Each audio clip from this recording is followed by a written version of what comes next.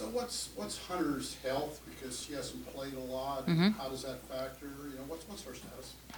She's active. She's a go. She was cleared last year, but we didn't want to waste her year playing her in early February when it was possible that she could have possibly played. So she continued to rehab. She really attacked her rehab aggressively. Very impressive in terms of how she returned from her Achilles.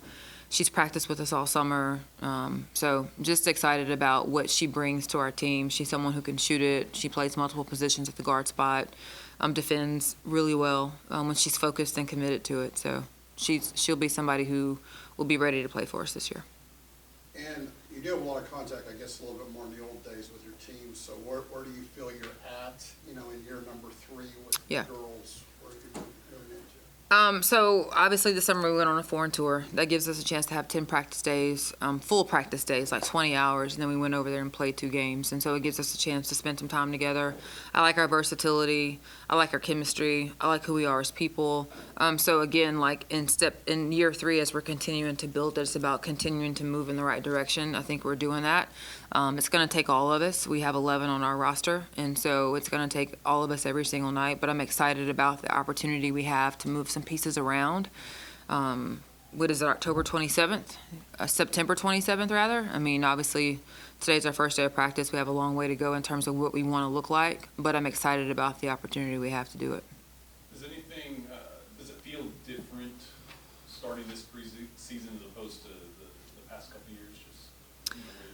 Well, you look at Sahara Jones, Jada Malone, like this is year 2 for AC, year 2 for Lauren. Soleil's coming to her own a little bit. So you've got some returners. You've got Sahara, who's now is going to be doing this for 3 years, and so she can live and breathe what it is we want on and off the court.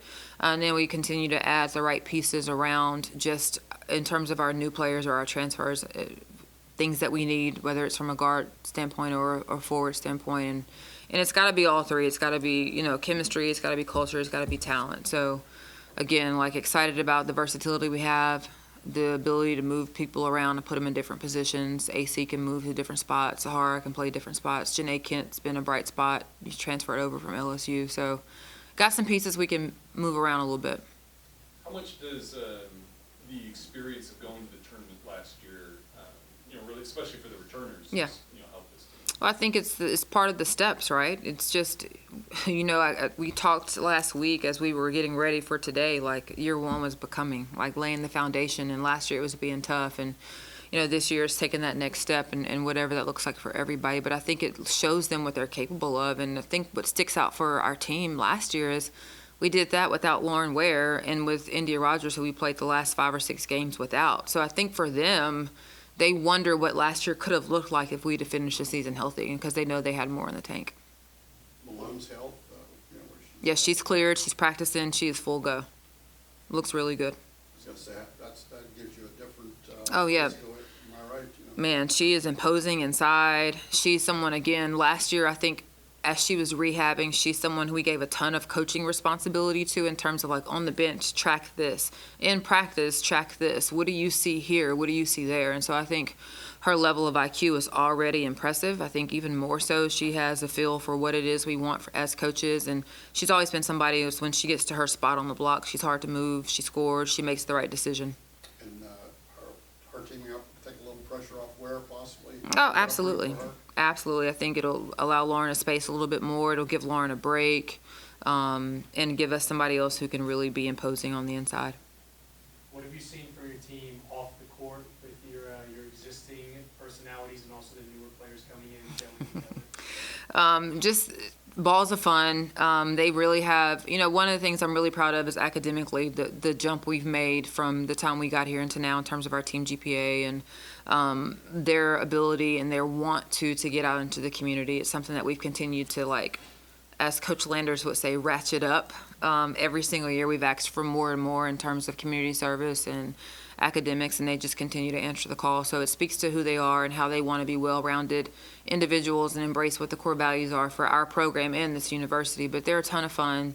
Talia Parker is hilarious. She's one of our freshmen from Dallas who you'll get to know very well and who also had an impressive summer. So, again, I think we are very intentional about who we bring into our program. We're also very intentional about the things we do from a team building standpoint to try to create and build and maintain chemistry.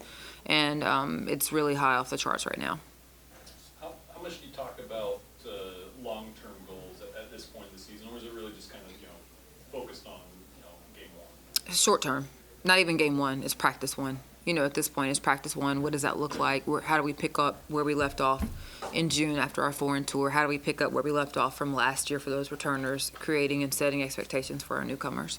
So what are you trying to accomplish the first couple of weeks? I'm sure you and your staff have got, we want to do this, that, what is this and that the first couple of weeks? Well, the first thing we'll do is set our tone defensively. We don't do anything defensively over the summer, shockingly enough, because we played at such a high level. Once the season starts, we're not going to ask them to do that all summer. So we'll set the tone defensively.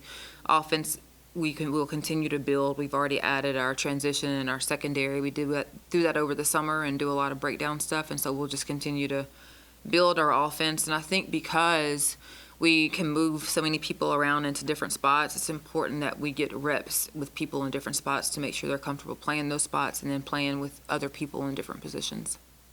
Noted, you said short term right now, but volleyball's kicking things off with Yeah. the Star Showdown. Yeah. You're going to be a part of that this year. Just, you've been part of rivalries in your career. Just what does renewing this kind of rivalry this season mean? Yeah, I'm excited to be a part of it. I mean, obviously, Texas is a really, really talented team, and Vic always does an amazing job. We've got a long time before we get to that game and think about it, but it's something that is why you play at this level, because not only for the competition of who you're going to play in your conference, but for those rivalries, those are things that you just continue to talk about for a really long time. I mean, when I get with my teammates, we talk about a lot of stuff, but at some point we're going to talk about Alabama versus Auburn, right? And so I think it's just fun to be a part of any type of rivalry that means that much to so many people.